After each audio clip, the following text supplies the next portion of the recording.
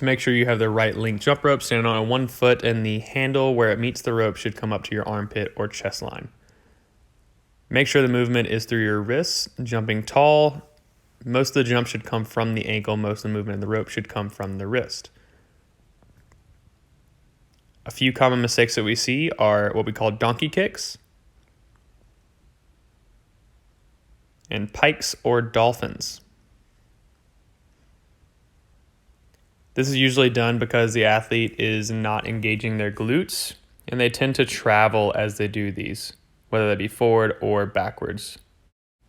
One fix is to draw a square on the ground so they understand where they are in space. The other is to squeeze the glutes as hard as they can as they jump. With the glute squeeze, it can be very difficult to pike or donkey kick. If the worst comes to worst, a option is to use a band, place it around the neck or shoulders, similar to what we would do for a good morning exercise. This is going to keep the athlete tall the entire time, forcing them to drive into the band, which is going to engage those glutes again.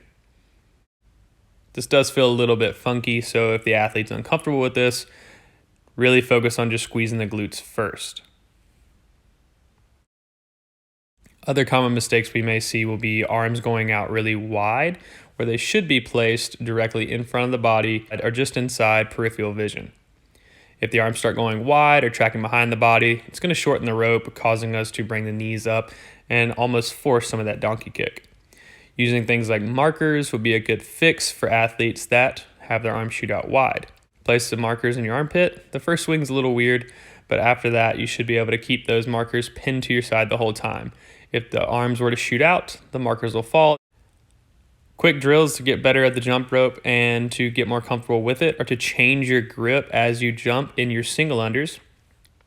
Here we're going to see the athlete do their single unders and work the handle through each finger, changing grips to a reverse grip, alternating grips, and just being able to see where the rope's going to change based on hand positioning. This just gets the athletes more comfortable because we're all going to mess up at some point, and this just shows where the rope's going to mess up and lets us adjust for that. When trying out for our double unders, we can try penguin jumps, 2 taps on your legs for every jump. Make sure those taps are while you're in the air. These are for athletes to be able to hear what it should sound like when doing their double unders.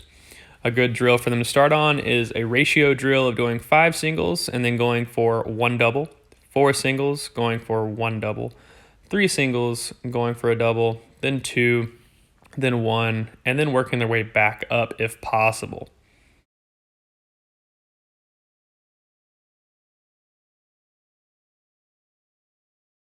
When getting ready for your double unders, one of the most common mistakes is not increasing the height of the jump. So we want to test out the athletes can jump high enough.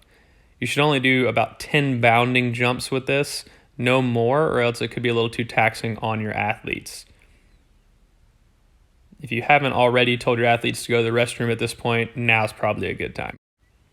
Now that we can jump high enough, we want to test out, can we do our single unders fast enough? Typical number on this is going to be however many seconds you're testing. Let's say we're doing a 30-second max single under test. They should be able to get bare minimum of 60 single unders in that 30 seconds. Assuming that we've already tested consistency looking for 100 single unders, we've now seen the athlete can jump high enough and their hands can move fast enough to perform their double unders. This is what we should be looking for. If our athletes are starting to see success in their double unders, it's time to make them more proficient by giving them the same pyramid drill, but now doing 5 double unders to 1 single, 4 double unders to 1 single, 3 to 1, 2 doubles to 1 single, 1 double to 1 single, and work your way back up. If you wanted to scale up your double unders, try reverse double unders. Obviously, we do all the same testing, just reverse with our singles first, and then try out our reverse doubles. Another scale-up option would be single leg double unders. Any single leg movement is going to help with athletes who tend to twist or turn while performing any jump rope. Next, we'll be going into triple unders. For triple unders, we want to have a shorter rope, making it have less room for error, but making each revolution much faster.